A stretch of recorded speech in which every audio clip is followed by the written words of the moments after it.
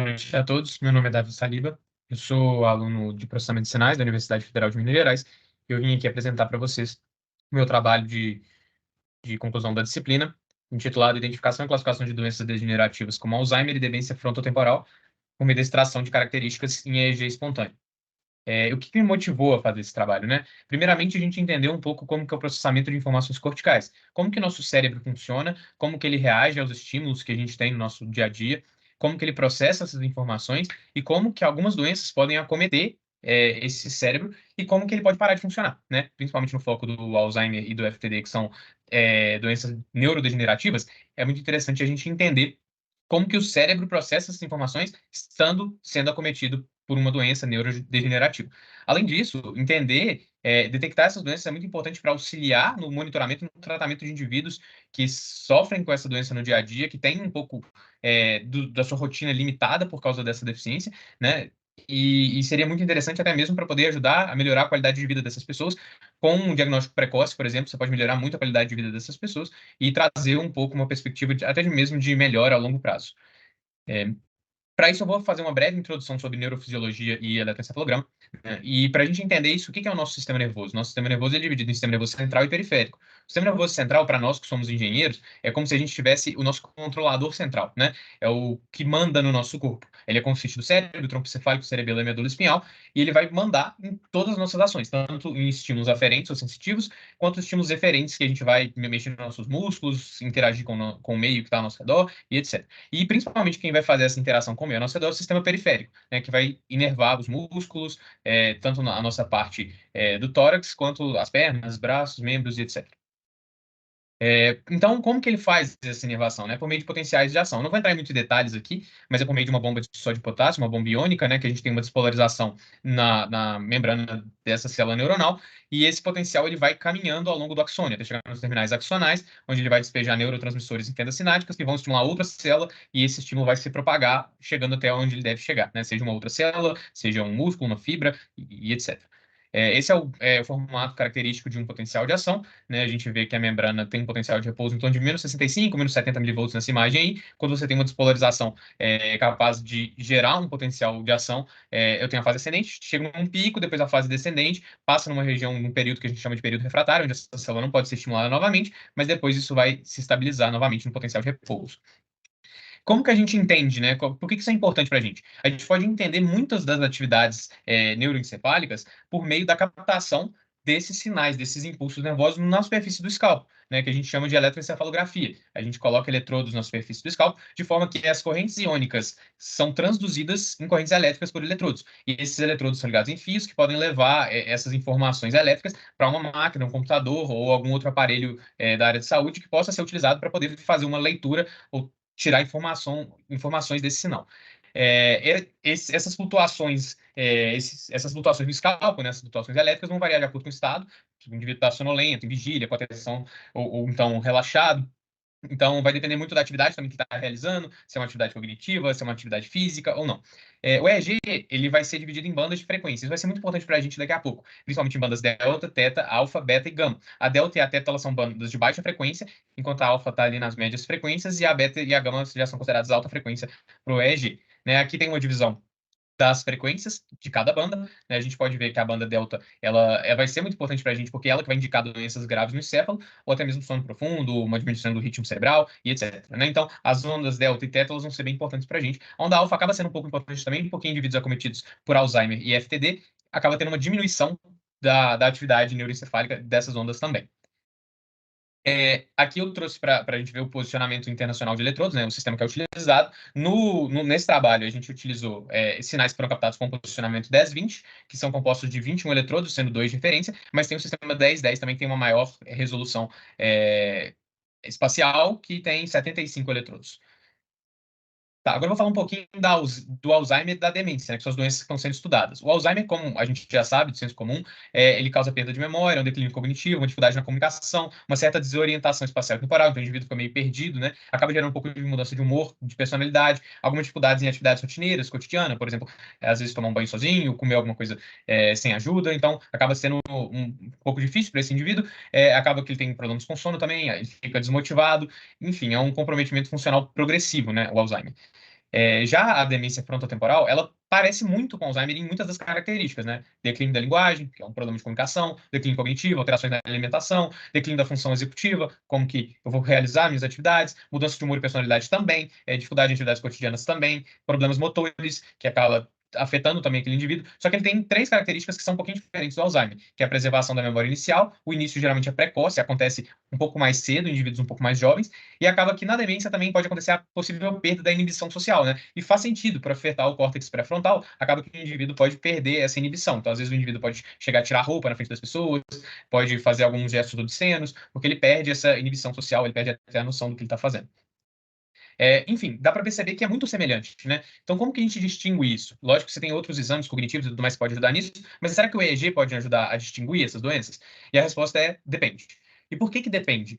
Porque existem muitas semelhanças entre essas duas doenças. Ambas as doenças, tanto o Alzheimer quanto a demência frontotemporal, elas vão causar uma redução da atividade em termos de frequência. Então, vai ter aumento de energia em ondas delta e teta do EEG, como eu mostrei anteriormente, alterações na coerência, que é a correlação no domínio da frequência, e na conectividade entre essas regiões do cérebro, vai ter anormalidades em padrões de ondas específicas e a possibilidade de assimetrias hemisféricas, né? Então, assim, tudo isso pode acontecer nas duas.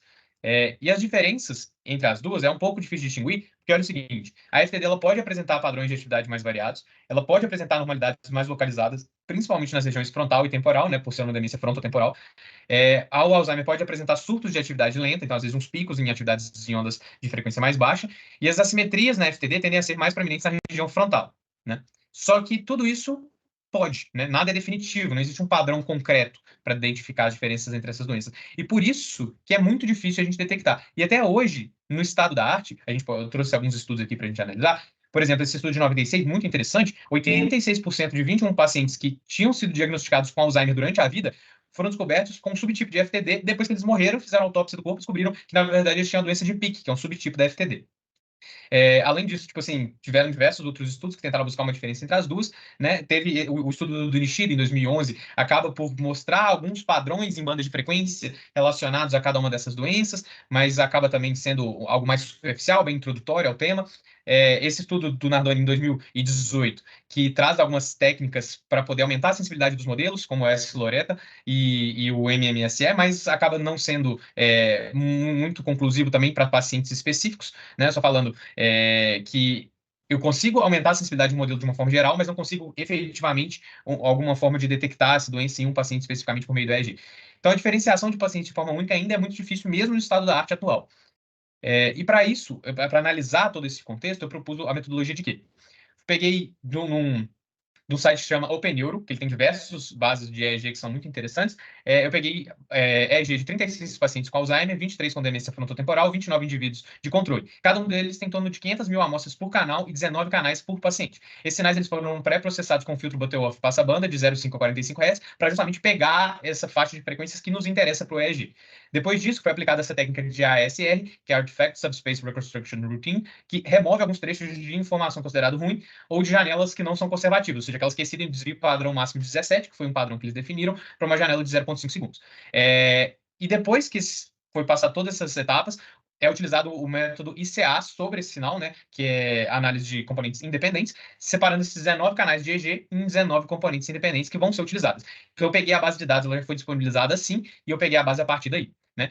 Peguei essa base de dados, carreguei para o computador, defini os rótulos A, F, C, A sendo Alzheimer, F como demência frontotemporal e C os indivíduos de controle, os saudáveis, dividi em treinamento e validação de forma aleatória ou randomizada. Essa forma aleatória foi no processo computacional mesmo, a cada iteração isso vai mudar. Eu utilizei 17 pacientes para treinamento de Alzheimer, 19 para validação, assim como 17 e 6 para demência frontotemporal e 22 e 7 para os indivíduos de controle ou saudáveis. Além disso, dividi essas janelas em comprimento de 10 mil com sobreposição de 50%. Ou seja, eu pegava 10 mil janelas, 10 mil amostras, deslocava 50%, ou seja, 5 mil amostras, pegava outra janela e assim fui até completar toda a captação de EEG daquele paciente. E aí eu extraí as características, né? Para cada uma esse janelamento que ele foi realizado aqui, eu criei, logicamente, uma amostra, né? Várias amostras por paciente. E essas amostras contêm também as informações dos 19 canais. Então, cada amostra vai ter uma janela referente a cada um dos 19 canais. Para isso, eu extraí as características no domínio do tempo, média, variância e intervalo interquartil, que era uma medida de dispersão um pouco mais robusta.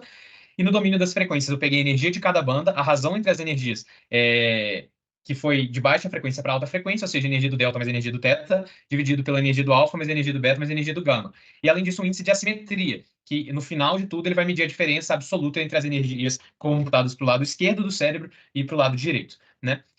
E além disso, dos atributos que pode ser utilizado é esse Mini Mental State Examination, que é um índice de cognitivo, que é avaliado entre 0 e 30, para avaliar qual que é a condição cognitiva daquele paciente, né? Ele é um pouquinho diferente, é um índice que é feito por perguntas e respostas, é tipo um formulário que vai fazendo com a pessoa para descobrir qual que é o índice de cognição dela. Com isso, eu vou ter 19 atributos. Eu vou ter 19 janelas, 9 atributos por janela, mais 2 atributos aqui, ou um atributo, dependendo se eu vou utilizar ou não o MMSE. Vou ter um total de 172 ou 173 atributos. E eu vou utilizar ainda, depois disso, uma transformação com Principal Component Analysis, análise de componentes principais, para reduzir a dimensionalidade para 20 componentes. Aí, para eu extrair essas características no domínio das frequências, o que eu fiz? Eu realizei uma Fast Fourier Transform, um FFT. Né? Aí está a equação da FFT, que é uma transformação para o domínio das frequências, de forma a eu extrair cada componente daquele sinal transformado. Né? E aí, com isso, aqui eu tenho um exemplo de um canal para uma das amostras, né? Uma janela de um canal, e esse paciente, no caso, ele tem Alzheimer. Então, aqui eu consigo ver as frequências, as faixas de frequência desejadas, em azulzinho aqui está a delta, depois a teta, aí alfa, beta e gama, né? Você pode ver com as diferentes cores ali. E isso aqui, ele é muito importante para a gente analisar, porque como esse sinal, o eletroencefalograma, foi captado em repouso, né, em EEG espontâneo, acaba que você vê uma alta atividade em baixa frequência, né? Principalmente nas ondas delta e teta. Em alta frequência para o EEG ali, nas beta e gama, você vê que as componentes são muito pequenininhas. Isso porque justamente o sinal EEG foi coletado quando os indivíduos estavam em repouso. Então, eles não estavam fazendo nenhuma atividade cognitiva, nada que exigisse muito da capacidade cognitiva do indivíduo. Então, acaba que, efetivamente, a maior atuação do cérebro nesse momento é em ondas de baixa frequência do EEG. Delta e teta, como você pode ver aí no espectro em frequência. Nesse caso, sobre o paciente, uma das janelas, né, uma das amostras obtidas do paciente que tinha Alzheimer, mas trouxe também para o indivíduo saudável. Você vê um pouquinho ali a diferença. Eu tenho um pouquinho mais de atividade das ondas alfa em relação à teta. Então, ali naquela parte marronzinha, ali em torno de 10 Hz, você vai ver já as ondas alfa. E essas ondas elas têm um pouquinho mais de intensidade em termos de amplitude do que as ondas teta em comparação com o anterior. Aqui, ó, o Alzheimer tem um pouco mais de atividade nas ondas teta, aqui já no indivíduo saudável eu vou ter mais nas ondas alfa mesmo. Peguei para o FTD também. O FTD, novamente, isso é muito importante a gente avaliar.